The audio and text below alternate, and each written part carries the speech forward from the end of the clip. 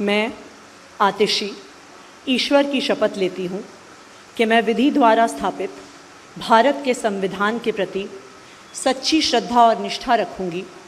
मैं भारत की प्रभुता और अखंडता अक्षुण्ण रखूँगी। मैं मुख्यमंत्री के रूप में अपने कर्तव्यों का श्रद्धापूर्वक और शुद्ध अंतःकरण से निर्वहन करूँगी तथा मैं भय या पक्षपात, अनुराग या द्वेष के बिना सभी प्रकार के लोगों के प्रति संविधान और विधि के अनुसार न्याय करूँगी। नमस्कार। दिल्ली सरकार और उपराज्यपाल के बीच की जंग जग जाहिर है। दोनों एक दूसरे को कटघरे में खड़ा करने से बाज नहीं आते। इस सब से बीजेपी बुरी तरह से बौखला गई है और अभी 3 या 4 दिन पहले हमें अपने सूत्रों से पता चला है कि ईडी, सीबीआई और इनकम टैक्स तीनों एजेंसीज की मीटिंग हुई है और उस मीटिंग में ऊपर से आदेश आए हैं कि कुछ भी फर्जी केस करके दिल्ली की सीएम आतिशी जी को गिरफ्तार किया जाए।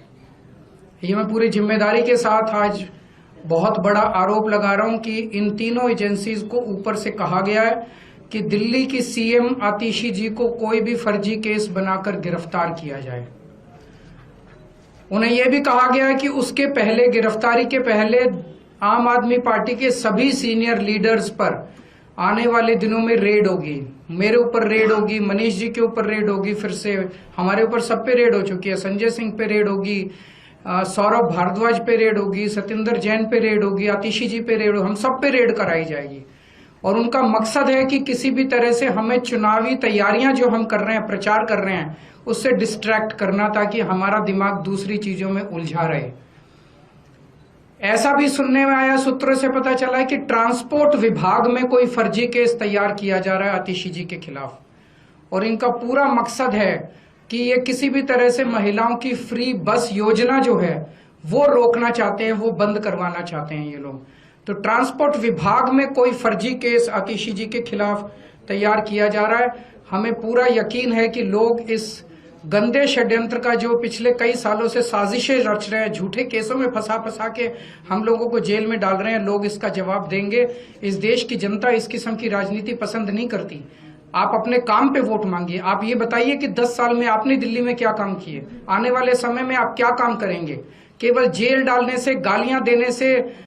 दिल्ली के उपराज्यपाल विनय कुमार सक्सेना केजरीवाल को और केजरीवाल विनय कुमार सक्सेना को फूटी आंख नहीं सुहाते हैं। लेकिन इस बीच इस जंग में जबरदस्त मोड़ आया है।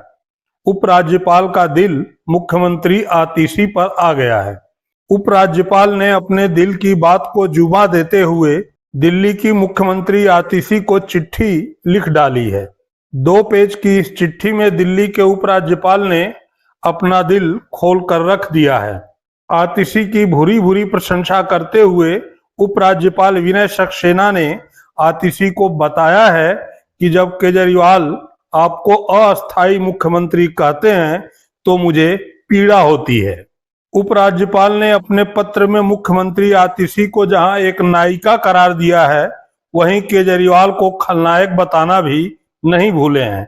आतिशी को केजरीवाल की बातों में न आने की नसीहत देते हुए उपराज्यपाल विनय सक्सेना ने लिखा है कि पहली बार दिख रहा है कि दिल्ली में कोई मुख्यमंत्री है। दिल्ली के उपराज्यपाल विनय सक्सेना ने मुख्यमंत्री आतिशी को लिखा है कि अपने 2.5 साल के कार्यकाल में पहली बार मुख्यमंत्री को काम करते देख रहा हूं। आपसे पहले सीएम अरविंद केजरीवाल के पास एक भी विभाग नहीं था, जबकि आप कई विभागों की जिम्मेदारी संभाल रही हैं। एलजी विनय सक्सेना यहीं नहीं रुके।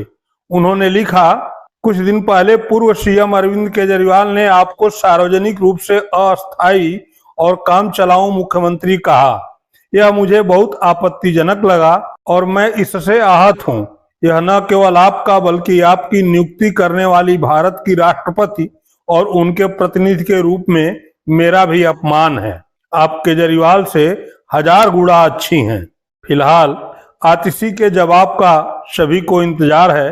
देखना यह है कि दिल्ली के उपराज्यपाल के इस पत्र को मुख्यमंत्री आतिशी कैसे लेती हैं और आम आदमी पार्टी के संयोजक केजरीवाल किस तरह जवाब देते हैं। बहुत बहुत धन्यवाद।